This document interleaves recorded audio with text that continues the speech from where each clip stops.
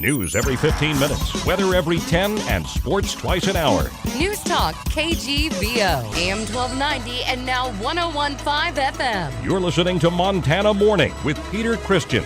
Record cold could be on the way tonight and tomorrow morning. Good morning, everyone. It's Montana Morning. It's Thursday, September the 11th, 2014. And right now we have 39 degrees in Missoula. A little bit chilly out there this morning. We have a partly cloudy sky. And our newscast this morning is sponsored by Temp-Rite Service. Got any plumbing or heating needs? The heater, the furnace will be kicking on. Call Team Blue at 728-1111. Missoula could be experiencing record cold temperatures tonight going into Friday morning. Meteorologist Luke Robinson with the National Weather Service told me this morning the cold front that moved through yesterday has set up the possible record lows. So we've had this cold system that's been moving through western Montana yesterday and overnight and this morning. And then for tonight into Friday morning, we're expecting the clouds to clear and lift, and the temperatures will be allowed to plummet. Just how low will it go? Robinson says it'll be a hard freeze. We are looking at temperatures getting down to at or below record values in the Missoula Valley and Brrrrr Valley. In Missoula, the record is 28 degrees, and we have a forecast of 27. We're looking at the temperatures being down in that range for about 3 hours, somewhere around 6 a.m. to 9 a.m. The weekend will be clear and sunny with highs in the 70s, even warmer by the time we get to early next week.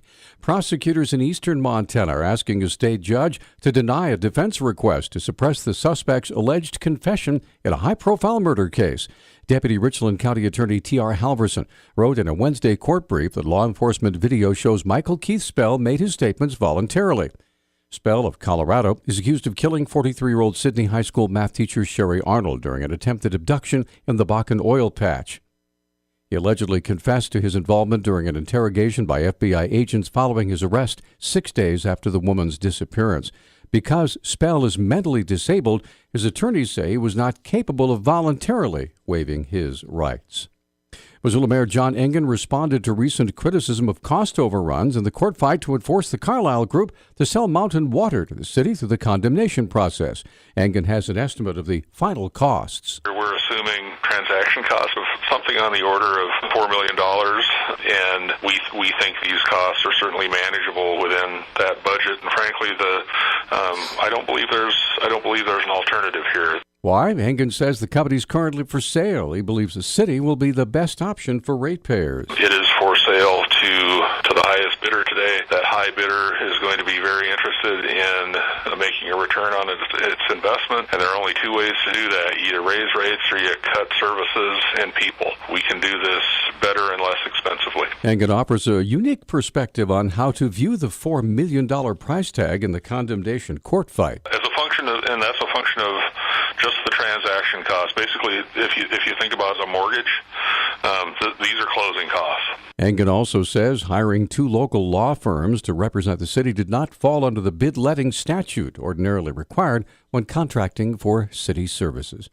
A legislative panel has approved a report on federal land management problems in Montana after removing language that mentions the transfer of federal lands to the state.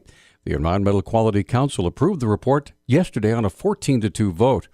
The original draft said the legislature should not pursue a management transfer until all other options have been investigated.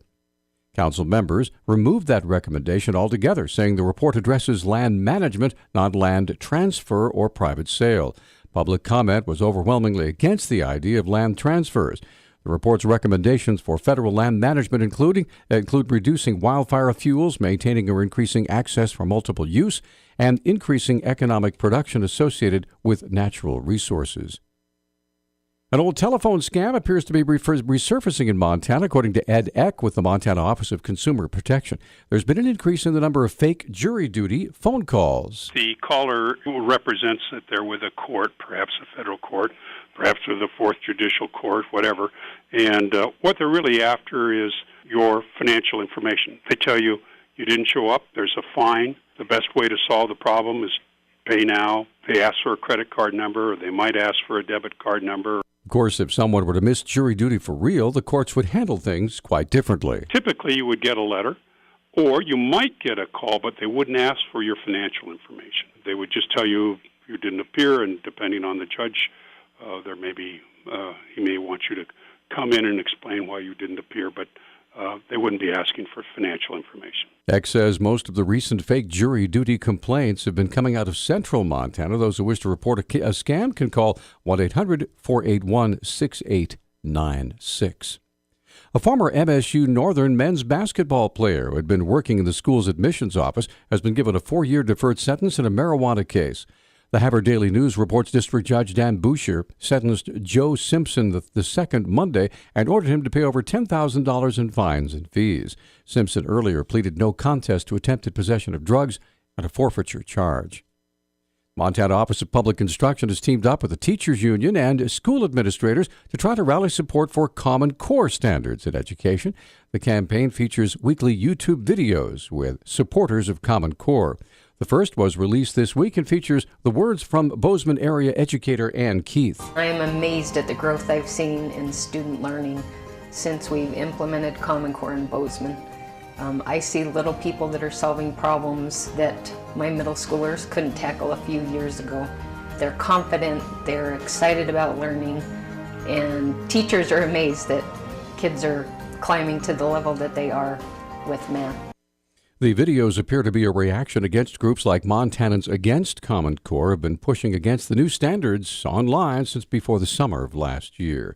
Well, the 9th Annual Beer and Wine Festival is coming up this Friday, tomorrow. Jared Amos with the Grizzly Scholarship Association at the University of Montana says this year's event is one you don't want to miss. Friday night is the social event of the year, the 9th Annual Montana Beer and Wine Festival, sponsored by Summit Beverage. It's a fundraiser for the Grizzly Scholarship Association with our primary source of raising scholarship funds for student athletes. The main focus of our mission is to get funds for the actual student athletic scholarship for their funding for education. Amos says U of M is home to over 300 student athletes that are in NCAA-sanctioned sports. What it is, it's a sampling of 30-plus vendors of beer and wine from around the state of Montana here and as well as in the region. And we also have about a dozen food purveyors of local restaurants and caterers that will be giving samples away, some of them paired with the wine and the beer. Just a great event. We usually get 500 to 600 people every year that we've done it, and it's just a great event for a great cause.